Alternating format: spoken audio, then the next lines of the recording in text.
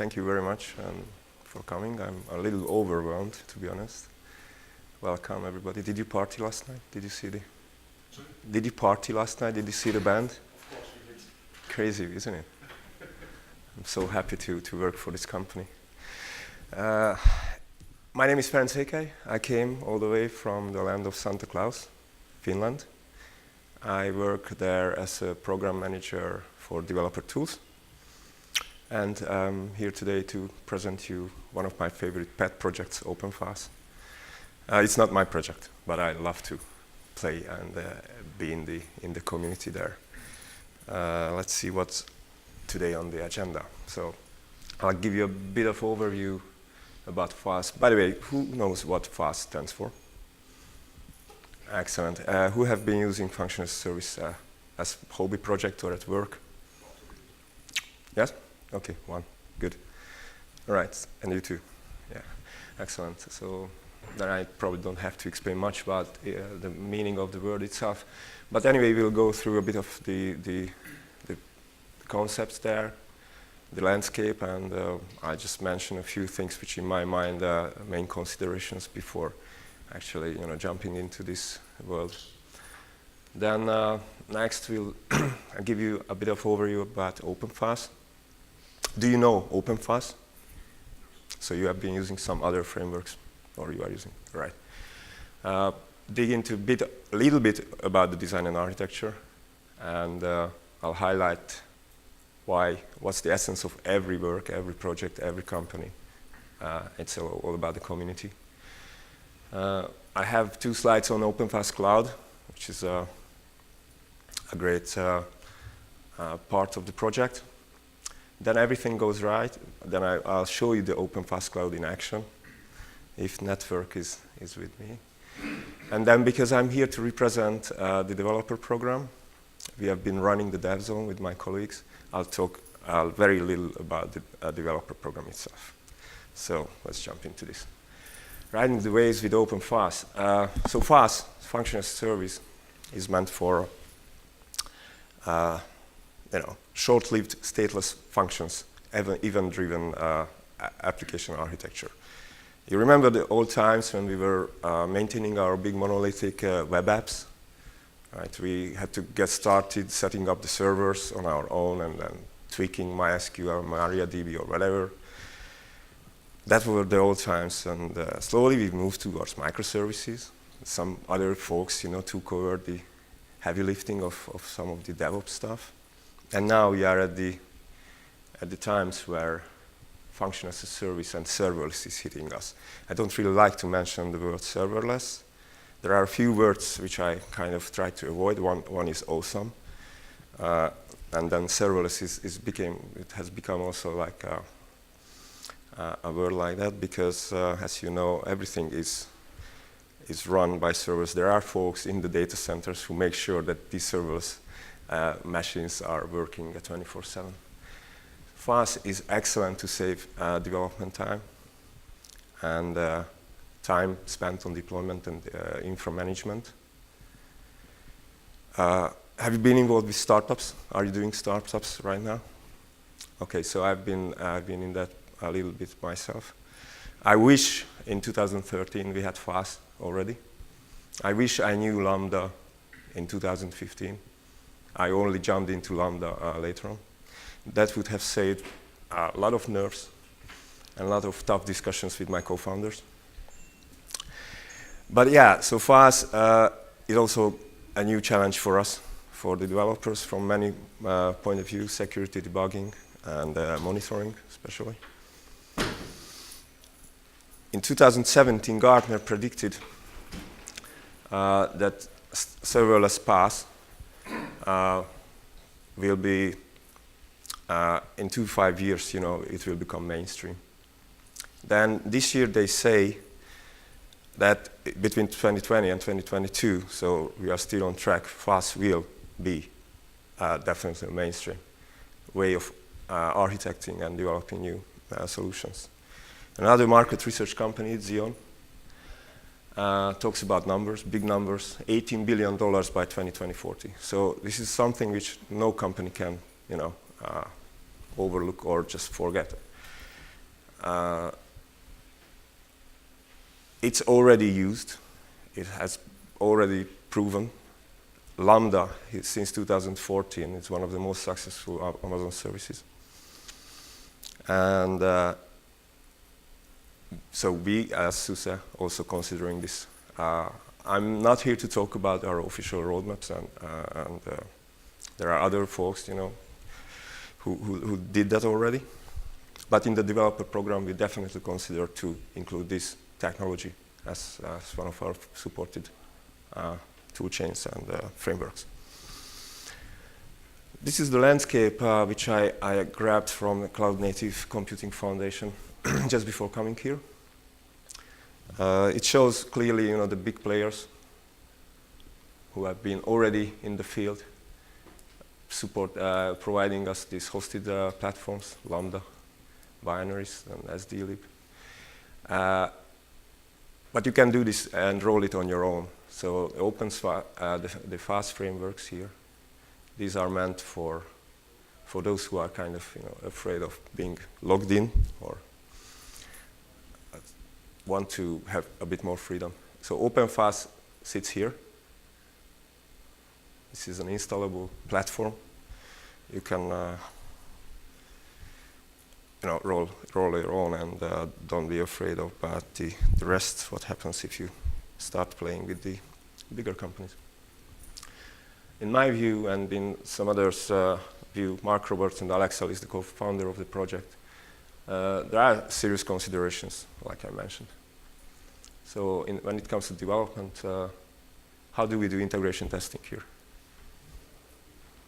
Will we, you know, generate high load when we are testing our production server so that actually it will go down? How about debugging? You know, I don't have access to the server. What are my means to figure out if something goes wrong? FaaS is meant for short function lifespan, so it's not about you know, crawling through a large set of data and then waiting hours until the results are produced. Often providers limit the memory usage what the functions you know, are allowed to use. So you cannot, again, process large chunk of data. FaaS is not meant for storing persistent states. Functions come up as a container, they do the job, and then the containers are just, you know, killed. If you want to architect your solution service in such a way that there is some place where you store states, then it adds to the complexity. OpenFaaS can do zero scale. Zero scale means that when you don't use the service, there are no requests, then you don't basically pay for the provider. No instance of your function is running, which means when the request comes in, then it's a cold start. And if you have a time-critical application, you want to, you know, serve something super fast, like transactions on the stock market, for example, then this should be considered as a main potential problem. I already mentioned at the previous slide about vendor lock-in, and that's a very important topic among companies. So we are talking about multi-cloud, on-prem, hybrid cloud. And so one reason of that is that companies don't want to be logged into one certain vendor. And when we are talking about OpenFaaS, you roll your own, you are not logged in. Big considerations in business, you know, okay, I'm using the vendor, I'm already there with them and very happy for years, but what if I have to port? What if I have to migrate? Can I, first of all, do that? Do they let me do it? And then how much will it cost to me? And then I'm not the best guy in this team to talk about security. And I wish my colleague Knut was here. But security is clearly yet another item which you have to consider before starting your FaaS venture. Right, now down to the topic, so OpenFaaS.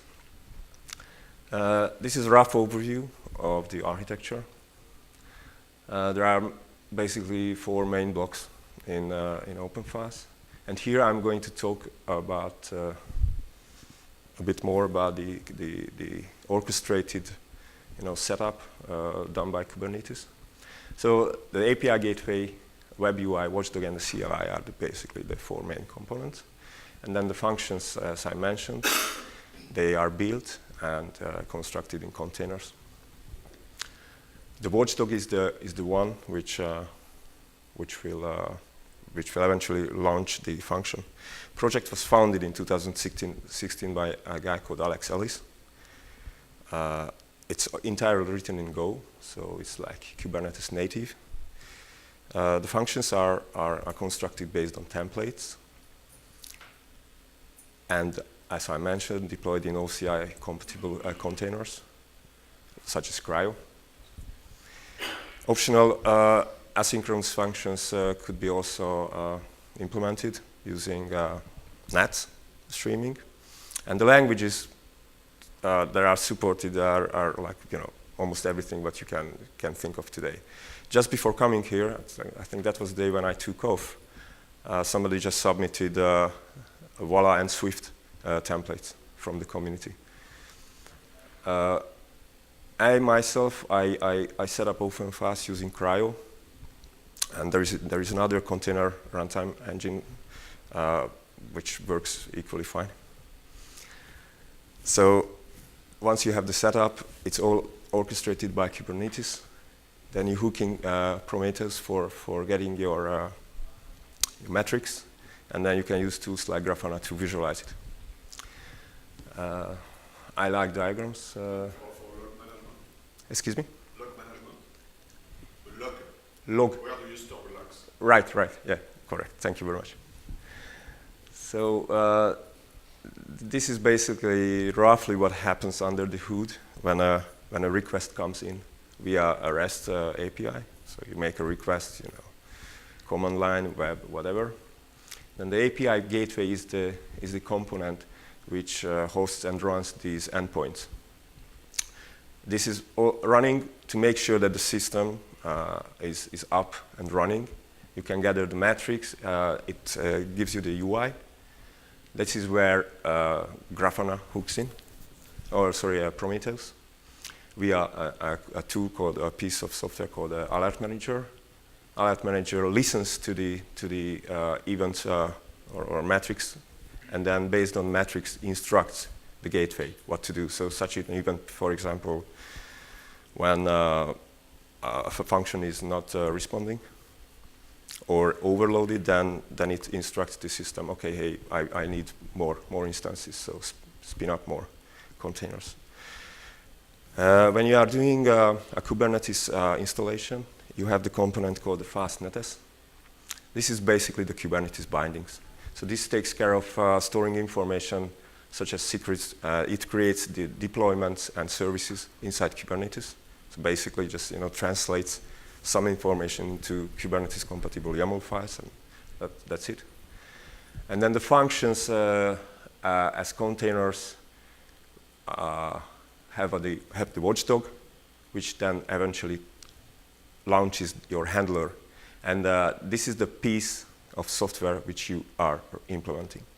So that's literally one function, or it's okay. I'm not talking about that you have to now re-architect your application function by function. So these functions can actually go a bit bigger, no problem with that one. But you don't have to maintain any large infrastructures. You don't have to care about the underlying databases and stuff like that. There's no database here. Right. Everything is then stored in container registries. So again, you can set up your own, or you can use well-known container registries. I don't have to mention names, I guess. What I found super cool about OpenFaaS, and when I started my FaaS journey, so I compared a few other frameworks about a year ago at a different job. And while OpenFaaS might not be the most, might not look like the most robust framework out there, but they certainly do have superior online documentation, troubleshooting guides, CLI guides, getting started documentations for installing in clusters or on a swarm. They have vast amount of sample functions, either provided by the project maintainers or by the community. What I like very much, and Alex is great in that, he creates these short videos. So down to the point, in 60 seconds, he explains how to fire up a framework and run serverless. Then there is another great video about the whole installation procedure using Kubernetes. And then this is one which just came again before I traveled. So there is a guy who does inferencing with OpenFaaS. Did not mention, but what are the use cases for FaaS? So, for example, you have to, detect license plates or faces or something have to be done quickly on certain information.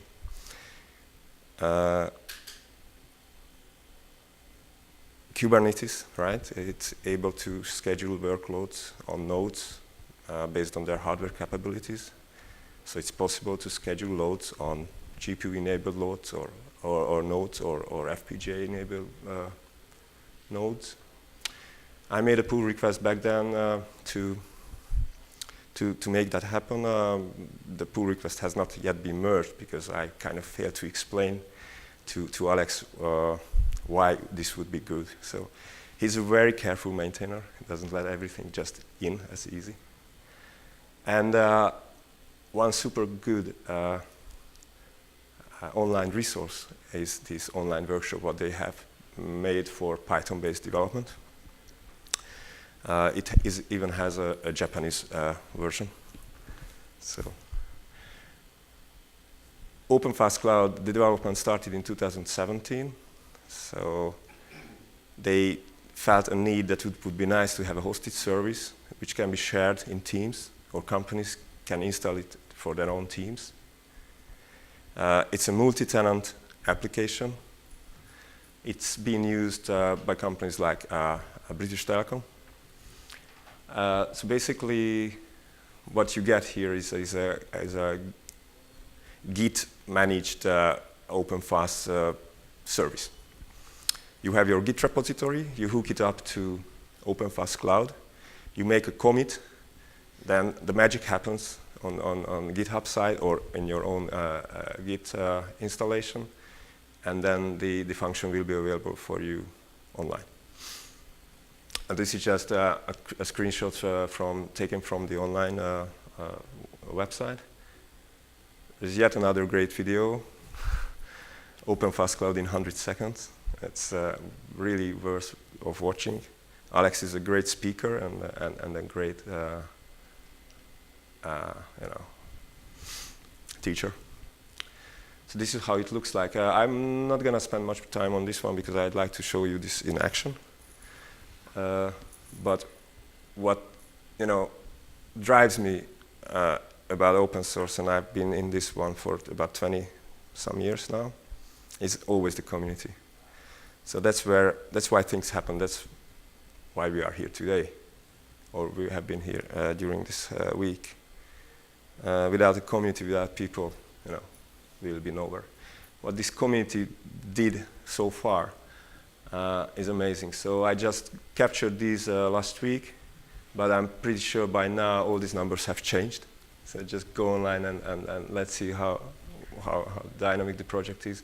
So we have 21 repositories in the main OpenFaaS project.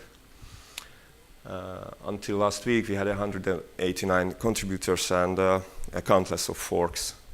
The project received some almost 14,000 stars on GitHub. If you like numbers, these are quite big numbers from a project. If you consider it, that it's been started in 2016 and have been basically grown just like organically. They host meetups. There are meetup groups popping up here and there, everywhere. There are conference talks. There are folks who are very experienced speakers on OpenFaaS, and then there are people like me who are doing this for the first time. The Slack channel is one of the places where when you start your OpenFaaS journey, is that everybody will tell you, hey, join Slack. It's like 24/7 help desk. So, you know, I was here asking questions and got the answers right away, but the same happens when I go back home to Europe. And they have this thing called FaaS Fridays, where they encourage people to show off their FaaS projects or, you know, experiments on a Friday and tweet about it. It's all about social media. Alex is very active, and there some other community members are super active on social media. I have some URLs here, so once you see this, once you get the presentation, please go and check them out. And then now let's jump into troubled waters. So for this, I'll have to go over here. And right, so there we go. Like I mentioned, this is a Git managed or GitHub managed solution. So what I have done in order to set up this demo, I created a repository at GitHub, and then I installed an application, OpenFaaS Cloud application, and then I requested Alex, so please kindly let me in so that I can use this service. This is the community-hosted OpenFaaS Cloud, but I could have rolled this on my own, running this cloud here on my laptop. Again, this is not about vendor lock-in. This is about freedom. What I'm going to show you here is perhaps the dashboard first. What I have in my own instance. This is my own turf, my own playground. If you launch yours, you have the same experience. Here I don't have any authentication, so it's all open. But you can hook this into some authentication, system, so you can make sure that it's safe and secure. I have a couple of 3 functions here for now. This dashboard tells me what I have, how many replicas I have currently, how many times I launched a certain function, and there is some checkups and where the function came from. So I just click on one of the functions, and then the detailed information tells me 12 times it was invoked, and where is the image, was the container image used, and what's the endpoint. So this is the endpoint. I could tell it to you or share it with others, or hook this endpoint into my application so that calls it and then gets the reply, and then that's how I could architect my service. So I just make a request to this endpoint. It's all about REST, if you remember the diagram. This time I will just make a GET request, but I'm lazy, so I will do it in the browser. Just refresh this one. And then it ran. It ran in the community-hosted OpenFaaS Cloud. So far, so good. Now let's see. Could you show how the function looks like? Yeah, absolutely. I can show that to you. So I don't know. Can you see this very well, or shall I? You may increase the size of the Yeah. Can you make font size? Sorry. Right. Yeah. I'm on it. I'm on it.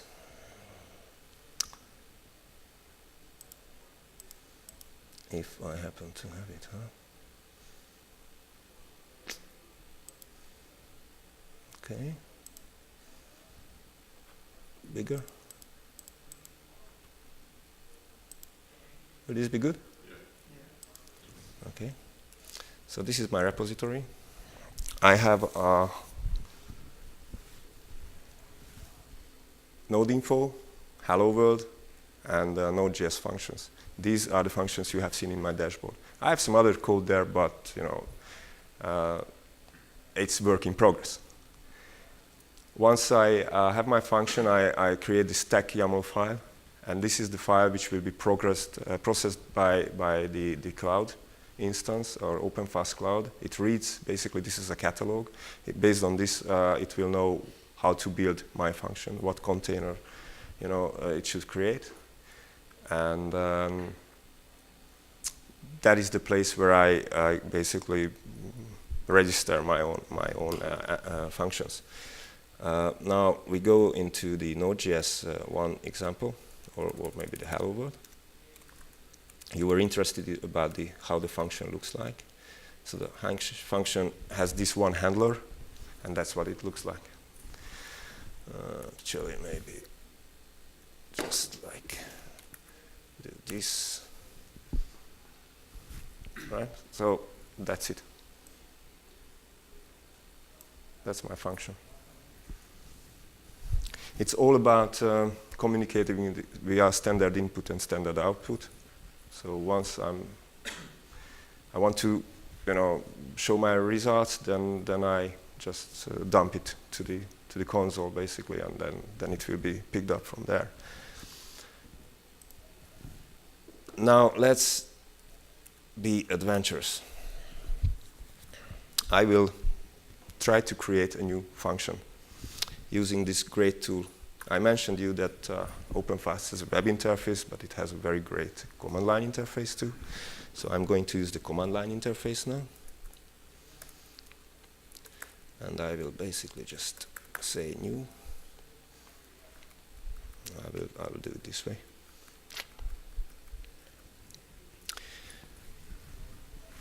I specify the language I want to use. I guess you don't see it well. I want to use Node.js, and I'll ask the command line interface, please append this to the stack.yaml file so I don't have to edit by hand. And I just give it a name, and the name is Node.js2. And it has been created. It has been created by using a template. As I mentioned you, we have these templates for various languages. Now I have my function in the Node.js2 directory. Oops. Then I go with my favorite editor, which is Joe. Have you heard of Joe? Yeah. Good. Are you using it? No. Okay, that's yet another great editor I have heard. Okay. So that's it. It's a very simple Node.js template, and I will just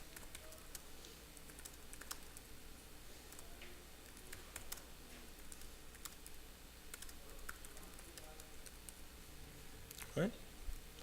Maybe I don't need JSON here, just like simple text. This is where everything can go wrong. Because until now we have been just playing on my laptop, but I really need to add this now. So let's check what happened meanwhile. So somebody changed the stack.yaml file. As you remember, I instructed FaaS Cloud to please append it. So now the stack.yaml file actually has a new entry down here, which is my function. It's Node.js. The handler will be Node.js2, and the image name will be Node.js2, right? Is that a Docker image, or is that something? Excuse me? What kind of image is that?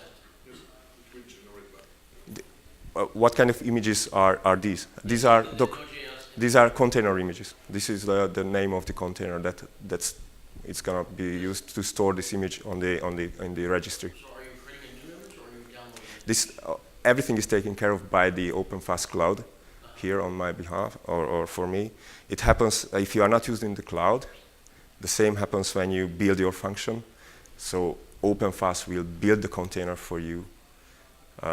It will then you can push this to a registry which you can specify, and this is just the ID of that image, the container image. And I'm trying very hard to avoid to say one specific container runtime engine name here. Okay, so we have our handler. It's already in the stack.yaml file. Let's just add now the changes and push the changes. I add the stack.yaml file and I add the Node.js2 stuff there. I commit it. Good citizen, I have to sign Otherwise, OpenFaaS Cloud will just reject. Oops. Scary demo. So far so good. Now let's see. I have network, so let's try to push it. I would have liked to show you immediately the other window. So it has been pushed now, and I go to my commits, and I can actually monitor what's happening.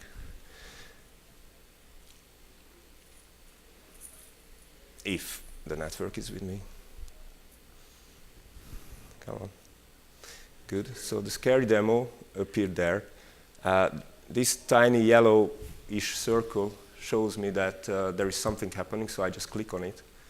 And under the hood, the cloud, OpenFaaS Cloud, is now processing all of my functions. So it rebuilds everything.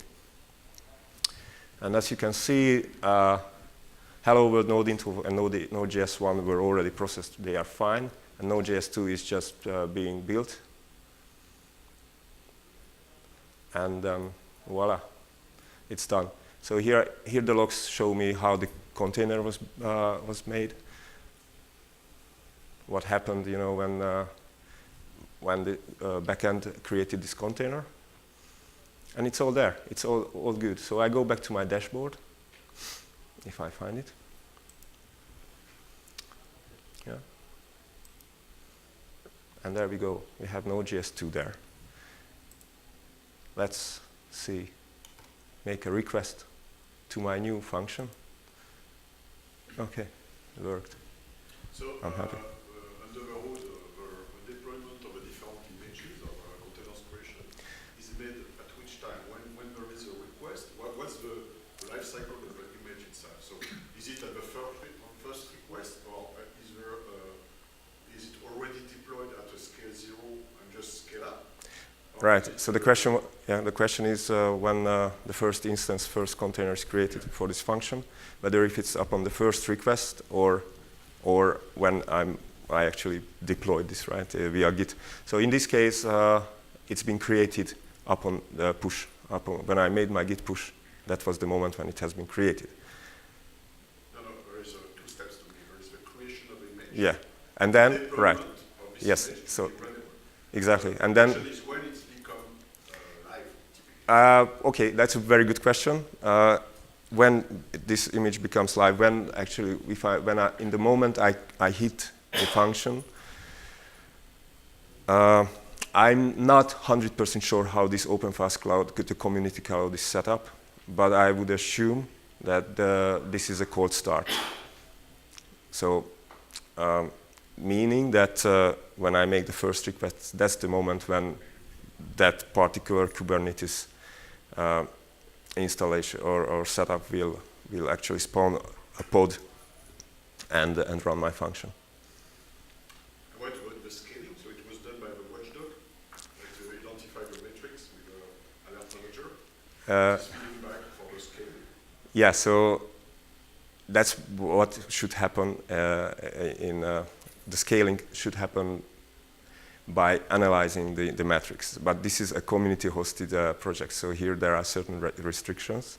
I can have maximum 4 replicas for my function here, but that's the idea, yes. So the higher the load gets, the alert manager of OpenFaaS is getting this information from Prometheus, and then it instructs the API gateway to, hey, I need more. So if I want to deploy OpenFaaS on my Kubernetes cluster, yes, I use Helm chart for that? Or? Yes, there are 2 ways. You can use Helm charts, or you can just deploy it with the YAML files. Both are maintained, and I usually prefer just the YAML files.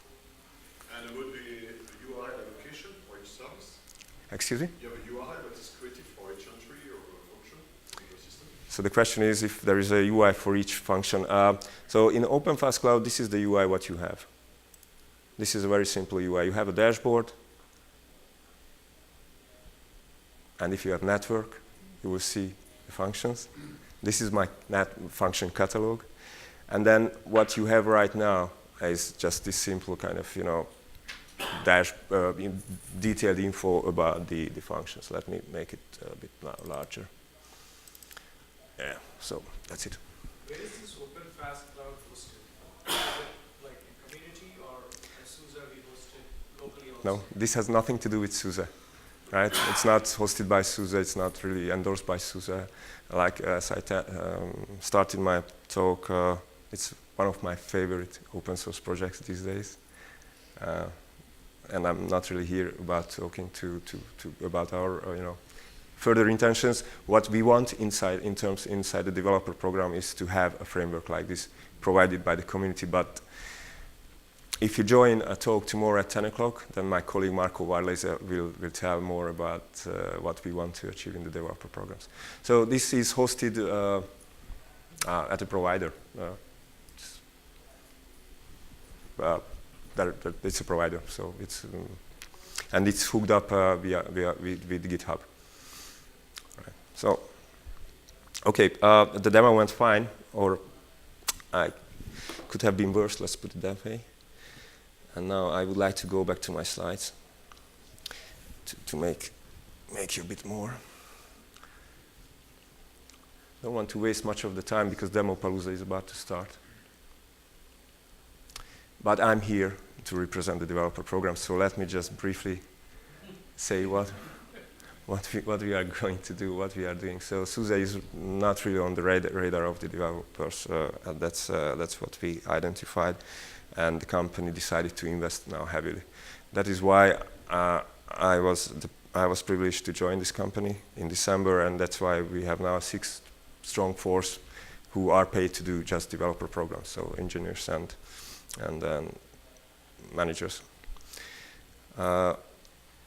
We believe that today developers have great influence on business decision making when it comes to decide on technologies, tool chains, how to build a new service. And that's why we want to reach out to a larger developer community.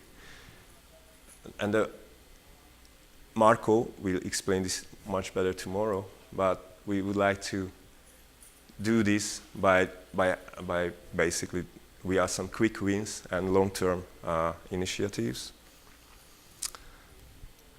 So first, we would like to launch an internal and external developer evangelist community. That's why we have to be everywhere. We would like to travel and meet as many developers in as many communities as possible. We will have a new developer portal with colleagues, great colleagues like Jennifer and her help and her team's help. Hopefully we will have a great place where we can provide sandbox environments for all our products and some new technologies like FaaS, hopefully. And then as we speak, we are making sure we are up to date when we have a good Go toolchain, Java toolchain, and there are now testing going on with our latest Vagrant images. Application development and delivery workflow. So definitely we are also,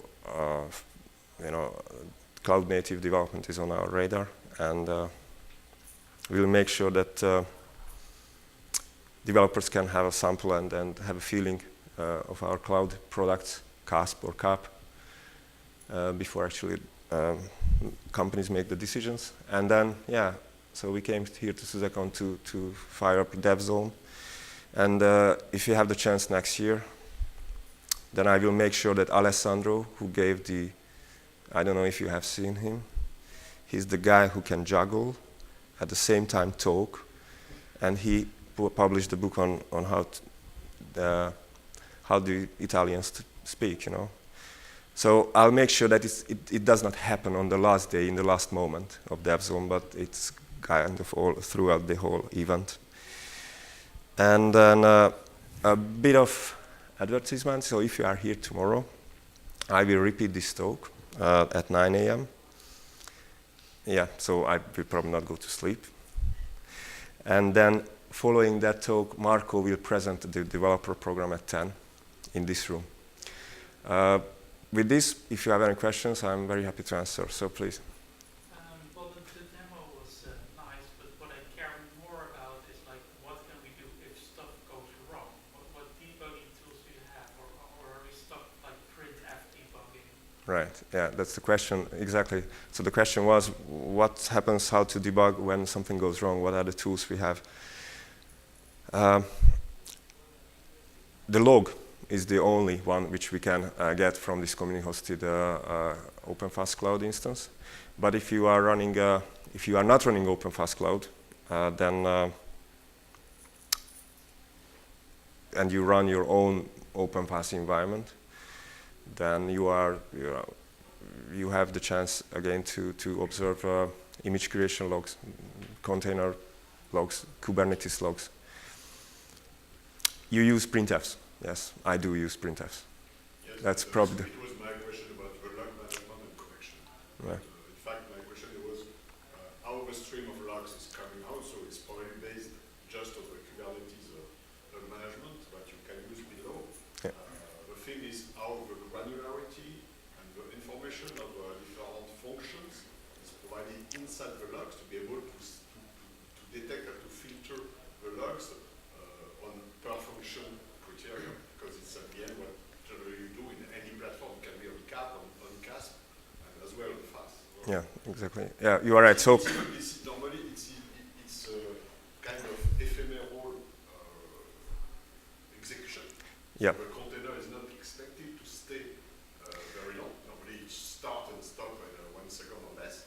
And so at the end you have no more a container to be able to get the log. So if you have not collected the log during the execution, you cannot do anything. So it is a little bit Yeah. a risk, and you have to get a very good log management for functions to be able to. You remember this is serverless, right? So there are these great colleagues of ours who manage these installations, and yeah, you have to make sure that you have these tools properly hooked up before you start developing your FaaS applications. Can't you use something like Jaeger to have distributed tracing and hook it up into your functions, and then you can just take the Yeah, that's very good point. So yes, you can use tools like Jaeger. But it could be installed in each image to be able to trace all the Right. So OpenFaaS, you can even containerize microservices here in OpenFaaS and launch them as a function. And there you have more choices. But again, this is not about stateless development. And yeah, standard in, standard out. That's what probably the most reliable information for you. Have you done a comparison of, you said that you got this one as your preferred one, but have you compared with other frameworks? So there are many frameworks for functional serverless. Yes, so the question was if I have compared. Yes, I did. Unfortunately, I cannot present the results of that research because that was done in my previous life. But based on my and the team's kind of study, my preference was OpenFaaS, and largely because of its community. Largely because of Its community. You So- said that you did that a year ago. Would you, based on your tracking of the various ones, would you say that was still true if you had to decide Absolutely. today? Yes. It is, okay. That's even more true than it was a year ago. So if you go to Slack, you just reach out to Alex, and he's like 24/7 online. But that's only one aspect, right? In terms of the Okay, but capability. But that's the. it's largely a one-person. It's not. Yeah, no, there are other contributors who give great help, and Yeah. Can I ask you about versioning? So, the question. when I'm But building an application, Mhm. these functions are dependencies of my app. So, how do I? You had a URL. I couldn't see any sort of version information in that URL. How do I kind of pin the functions that are dependencies of my app to a particular version of a function, so that as somebody develops that function, Mhm. it doesn't necessarily break an application I've got deployed? So the question is about versioning, how to pin application functions to certain releases versions.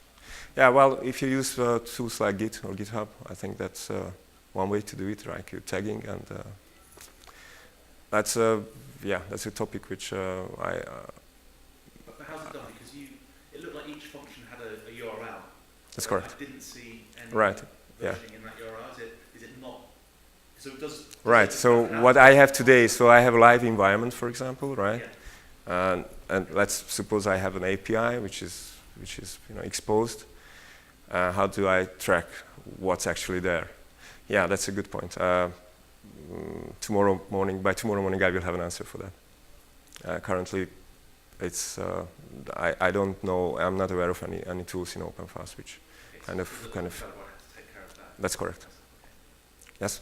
Is there any way that the OpenFaaS can control the performance of each function that we deploy? For example, if I deploy a long-running job onto this platform, and would it do something to time out it, or just leave it alone to make it non-stop? That's it? So the question, if I understood it correctly, is there a way to? Let's say if I have a long-running job, Right. and then I just send it to this OpenFaaS, keep spending the CPU resources on the cloud. Is there any way to control all this Yeah. behavior? It's a question how to control the behavior of a function once it's pushed and deployed. Right.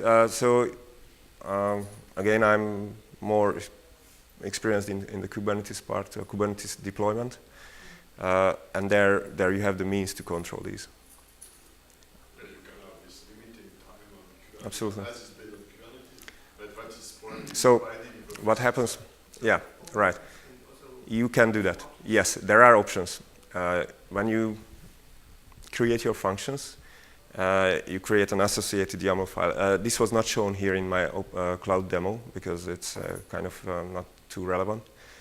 But if you are not outside of OpenFaaS Cloud, then you can set limitations in that YAML file, which is basically the description of your function.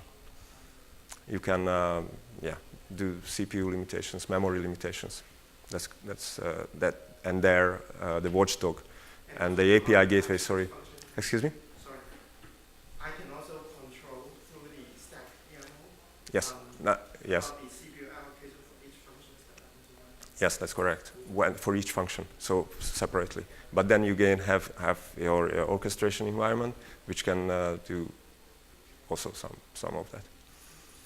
And exactly the same way you can control scheduling of certain workloads. So if your function would be better off running on a GPU-enabled node, then that would be the way. Hopefully the pull request will go in soon, and then you can schedule your GPU-intensive workloads on GPU-hosted hardware. Same with FPGA or other. It's an extendable framework in Kubernetes. So, and then, right. Yes, please.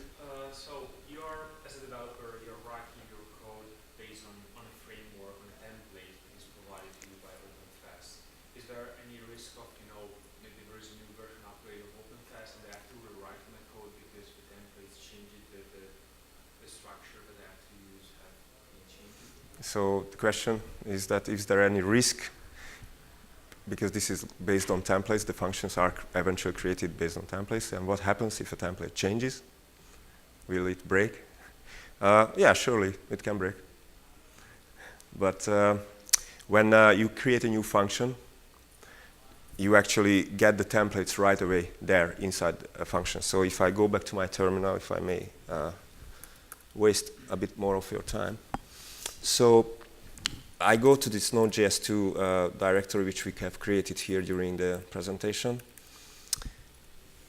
I'm sorry. This is a wrong example. So I have my templates when I created the repository, and I installed this application, which then hooks my repository to the OpenFaaS Cloud. And here you have a directory called template. So when a template upstream changes, it will not affect my OpenFaaS Cloud functions. And that's the same happens if you, okay, let's go here. I'll show you functions that are part of the, that are sample functions in the project. So here, let's check Figlet. Okay, that was a wrong example. But basically the same here, that you can make sure that your templates are intact. They are not linked in any way to the upstream template changes. And then you can verify and test before you actually decide to upgrade or update. So in fact, maybe a version information inside the templates would be useful for this type of thing. Yeah, exactly. That's not fundamentally different than like any other sort of like software change then, right? Like No. upstream repository Exactly. changes, right? Absolutely. So it can break, yeah, and that's why we like it, because then we can fix it. So if you take something like AWS Lambda, right, which is a obviously commercial, mature Correct. FaaS, it's sort of functionality-wise, how does OpenFaaS compare? Yeah, right. Well, And out of the things that are missing, okay. The question: what are the big ones? how to compare, how this matches up or compares to AWS Lambda. Well, it just matches up as much as the budgets. This community versus the big company who is running AWS Lambda. You can imagine AWS Lambda has been launched in 2014, so that's 5 years ago, and the amount of money they put in, I cannot tell. But this is a community project, right? Some developers are paid to do work on OpenFaaS, and then that's their day job. So you say it's like the sky is the limit, but the project is not there yet, obviously. So how to be politically correct, For an enterprise looking to make Right, decisions, okay.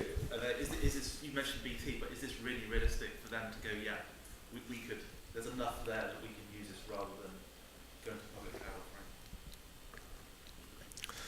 If this is enough for companies to go and use it. Yes, it is. So if you go on the website and you can kind of see the success stories, there are some big deployments based on OpenFaaS already. And as far as I understood, the story with BT was that they, in BT research, they were, they do lots of programming, and they kept on receiving and getting, a wide variety of software inside the house. And then eventually what they decided that, hey, OpenFaaS would be one nice environment and framework for our developers in-house. And then it gives some sort of environment which is safe and controllable, and then every output is same, like similar, and then we can manage that better. So and they are very happy, as far as I understood from Alex talking to him last week. Yeah, thank you. Any more questions? Thank you very much for bearing with me, all these mistakes and stuff.